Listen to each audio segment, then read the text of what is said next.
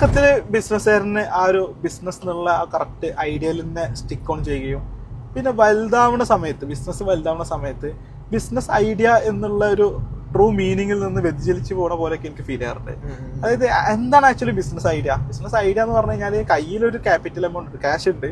ആ ക്യാഷിൽ നിന്നും കുറച്ച് ക്യാഷ് ഇൻവെസ്റ്റ് ചെയ്തുകൊണ്ട് ഒരു പ്രൊഡക്റ്റോ സർവീസോ ഉണ്ടാക്കുന്നു. കസ്റ്റമറെ സംബന്ധിച്ചിടത്തോളം ആ പ്രൊഡക്റ്റും സർവീസും എന്ന് പറയുന്നത് വാല്യുബിൾ പ്രൊഡക്റ്റോ വാല്യുബിൾ സർവീസോ ആയിരിക്കണം. അപ്പൊ ആ വാല്യൂ എന്ത് ചെയ്യണം, കസ്റ്റമർ കാശ് കൊടുത്ത് നമ്മളെ കയ്യിൽ നിന്ന് വാങ്ങുകയാണ്. അപ്പൊ നമ്മൾ ഈ വാല്യൂ വിറ്റിട്ട് തിരിച്ച് നമുക്ക് കാശ് കിട്ടുകയാണ്. അപ്പൊ ഇവിടെ രണ്ട് കാശ് വരുന്നുണ്ട്. ഒന്ന്, ആ വാല്യൂ ഉണ്ടാക്കാൻ നമുക്ക് ചെലവായ ക്യാഷ്, അവര് അതിന് കണ്ടിട്ടുള്ള പൈസ, തിരിച്ചു തന്ന പൈസ. അപ്പോൾ നമുക്ക് ചെലവായ പൈസനെക്കാട്ടും കൂടുതൽ പൈസ അവർ തിരിച്ചു തരുമ്പോഴാണ് നമ്മൾ എന്ത് ചെയ്യുന്നത്, നമ്മളുടെ കയ്യിലുള്ള ക്യാഷ് അധികരിച്ച് വരുന്നത്, ക്യാപിറ്റൽ ഇൻക്രീസ് ചെയ്യുന്നത്. അപ്പൊ ഇതാണ് ആക്ച്വലി ബിസിനസ് ഐഡിയ. പക്ഷെ പലപ്പോഴും എന്താ വെച്ചാൽ വലുതാക്കുന്ന സമയത്ത് കുറെ എക്സ്പെൻസുകൾ ഇതിൽ വരും, കൂടും. കുറെ എക്സ്പെൻസ്, മാർക്കറ്റിംഗ് എക്സ്പെൻസ്, മറ്റ് എക്സ്പെൻസ്, ഫെസിലിറ്റി, അങ്ങനെ കുറെ എക്സ്പെൻസ് വരും. അപ്പൊ അക്ഷരാർത്ഥത്തിൽ കാൽക്കുലേറ്റ് ചെയ്ത് നോക്കുന്ന സമയത്ത് നമുക്ക് അതേ വാല്യൂ ഉണ്ടാക്കാൻ എന്ത് ചെയ്യുന്നുണ്ട്, എക്സ്പെൻസ് കൂടുന്നുണ്ട്. അതായത് കോസ്റ്റ് ഓഫ് വാല്യൂ കൂടുന്നുണ്ട്. പക്ഷെ അത് കൊടുക്കുന്ന സമയത്ത് കസ്റ്റമർ തരുന്നത് പണ്ട് തന്ന അതേ പൈസയാണ്. അപ്പൊ ചിലപ്പോ നമുക്ക് ചെലവായ പൈസക്കാട്ടി കുറഞ്ഞ പൈസക്കൊക്കെ പലപ്പോഴും ബിസിനസ്സിൽ കിടക്കുന്നുണ്ട്. പക്ഷെ ഇത് തീരെ ഐഡന്റിഫൈ ചെയ്യില്ല.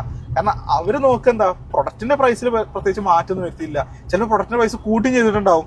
പക്ഷെ പ്രശ്നം വെച്ചാൽ അല്ലാതെ കുറെ എക്സ്പെൻസ് വരുന്നതും കൂടെ വാല്യൂ ക്രിയേറ്റ് ചെയ്യാൻ വേണ്ടിയിട്ട് എന്ത് ചെയ്യണം, എക്സ്പെൻസ് ആണല്ലോ. അപ്പൊ കോസ്റ്റ് ഓഫ് വാല്യൂടെ കൂടുന്നത് ഇവർ കാണൂല. എന്താണ് എന്റെ ബിസിനസ്സിന് പറ്റിയത്, എന്തുകൊണ്ടാണ് എന്റെ ബിസിനസ് മെച്ചപ്പെടാത്തത് എന്നുള്ളൊരു ക്ലാരിറ്റി ഇല്ലാതെ ഇങ്ങനെ കിടക്കുന്ന ഒരു സാഹചര്യം ഉണ്ട്.